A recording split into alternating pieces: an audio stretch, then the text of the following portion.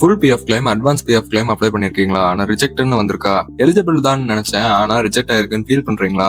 என்ன தப்பு பண்ணோம்னு தெரியாம கன்ஃபியூஸ் ஆயிருக்கீங்களா? கவலையப்படாதீங்க. இன்னைக்கு வீடியோல அட்வான்ஸ் பிஎஃப் கிளைம் ரிஜெக்ட் ஆகிற latest and real reasons plus correct solution எல்லாம் சிம்பிள் தமிழ்ல நான் எக்ஸ்பிளைன் பண்றேன். இந்த வீடியோ பார்த்தப்போ உங்க கிளைம் ரிஜெக்ட் ஆகவே ஆகாது. சோ ஃபர்ஸ்ட் அட்வான்ஸ் பிஎஃப் கிளைமுக்கு என்னென்ன ரிஜெக்ட் ரீசன்ஸ் இருக்கு, அதுக்கு என்னென்ன சொல்யூஷன்ங்கிறத பாத்திரலாம். So number 1, technical issues. First reason, இது உங்க தப்பே இல்ல. டெக்னிக்கல் இஷ்யூங்கிறது system side problem, server down, network error, PF website problem, இந்த மாதிரி சிஸ்டம் சைட்லயே ப்ராப்ளம் இருந்தா பிஎஃப் கிளைம் ரிஜெக்ட் ஆகும். சோ இதுக்கான சொல்யூஷன், இது பிஎஃப் ஆஃபீஸ் சைட் ப்ராப்ளம்ங்கறதுனால நீங்க கொஞ்ச நாள் வெயிட் பண்ணி ரீஅப்ளை பண்ணீங்கன்னா போட்டுக்கலாம். நாட் எலிஜிபிள் ரீசன், இதுதான் மோஸ்ட் இம்பார்ட்டன்ட் மெயின் ரீசனே சொல்லுவேன். பிகாஸ் இங்க ராங் ரீசன் நீங்க செலக்ட் பண்ணீங்கன்னா உங்க கிளைம் ஸ்ட்ரைட்டா ரிஜெக்ட் ஆகும். அட்வான்ஸ் பிஎஃப் கிளைம்ல எக்ஸ்பீரியன்ஸ் பேஸ்ட் எலிஜிபிலிட்டி இருக்கு. சோ ஃபர்ஸ்டா 5 இயர்ஸ்க்குள்ள இருந்தீங்கன்னா, லெஸ் தென் 5 இயர்ஸ் எக்ஸ்பீரியன்ஸ் இருந்துச்சுன்னா இந்த ஸ்டேஜ்ல இல்னஸ் இல்ல ஹெல்த் இஷ்யூ, இந்த ரெண்டு ரீசனுக்கு மட்டும் தான் அக்செப்ட் பண்ணுவாங்க. பர்சனல் யூஸ்க்கு அப்ளை பண்ணீங்கன்னா ரிஜெக்ட் ஆயிரும். சோ ரெண்டாவதா 5 இயர்ஸ்க்கு மேல ஆஃப்டர் 5 இயர்ஸ் எக்ஸ்பீரியன்ஸ் இருந்துச்சுன்னா இப்ப கொஞ்சம் ஃபிளெக்சிபிலிட்டி கிடைக்கும். House construction, home alteration or repair, இந்த மாதிரி ரீசன்ஸ் அக்செப்ட் பண்ணுவாங்க.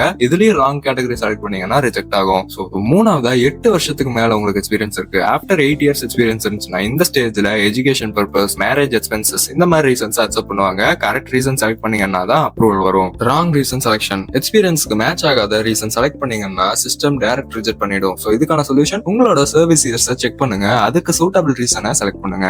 சோ நாலாவதா incorrect details or KYC issue. Aadhaar, bank, PAN mismatch இருந்தா அட்வான்ஸ் கிளைம் கூட ரிஜெக்ட் ஆகும். சோ இதுக்கான சொல்யூஷன், கேஒய்சி டீடைல்ஸ் எல்லாம் வெரிஃபை பண்ணிக்கோங்க. So advance PF claim reject ஆகிற மெயின் ரீசன் எல்லாம் இப்ப கிளியரா தெரிஞ்சிருக்கும்னு நினைக்கிறேன். சோ இப்போ ஃபுல் பிஎஃப் கிளைம் அப்ளை பண்ணி இதனால ரிஜெக்ட் ஆகுது, அதுக்கான சொல்யூஷன்ஸ் என்னென்ன அப்படிங்கறத பார்க்கலாம். சோ ஃபர்ஸ்ட்ல DOE mismatch, date of exit. உங்க டேட் ஆஃப் எக்ஸிட் மிஸ்மேட்சா இருந்தா கிளைம் ரிஜெக்ட் ஆகும். எக்ஸாம்பிள், சிஸ்டம்ல ராங் எக்ஸிட் டேட் இருந்தா ஸ்டில் ஒர்க்கிங்னு காமிக்கும். சோ சொல்யூஷன், எம்ப்ளாயர் கிட்ட கான்டாக்ட் பண்ணி டிஒஇ கரெக்ட் பண்ண சொல்லுங்க. சோ ரெண்டாவதா DOJ mismatch, date of joining மிஸ்மேட்ச்னு சொல்லுவாங்க. டேட் ஆஃப் ஜாயினிங்கும் கரெக்டா இல்லைன்னா சர்வீஸ் ரெக்கார்டு மிஸ்மேட்ச் ஆகும். இதுக்கான சொல்யூஷன், யுஏஎன் போர்ட்டல் இல்லனா எம்ப்ளாயர் மூலமா டிஓஜி கரெக்ட் பண்ணுங்க. சோ மூணாவதா father name mismatch. Father name mismatch இருந்தா கூட பிஎஃப் கிளைம் சில நேரம் ரிஜெக்ட் ஆகும். இது ஒரு காமன் ரீசன் தான். ஆதார் அப்புறம் யுஏஎன்ல சேமா இல்லைன்னா இந்த ப்ராப்ளம் வரும். சொல்யூஷன், கரெக்ட் ஸ்பெல்லிங் அப்டேட் பண்ணுங்க அக்ராஸ் ஆல் டாக்குமெண்ட்ஸ். சோ நாலாவதா over looping issue, double employment record இருக்கும். இது கொஞ்சம் சீரியஸான இஷ்யூ. சேம் மந்த்லயே 2 கம்பெனில ஒர்க் பண்ணிருக்கங்கிற மாதிரி ரெக்கார்ட்ஸ் இருந்தா சிஸ்டம் கன்ஃபியூஸ் ஆயிரும். சொல்யூஷன், ஒரு பிஎஃப் அக்கௌண்ட் அமௌண்ட்டை வித்ட்ரா பண்ணுங்க,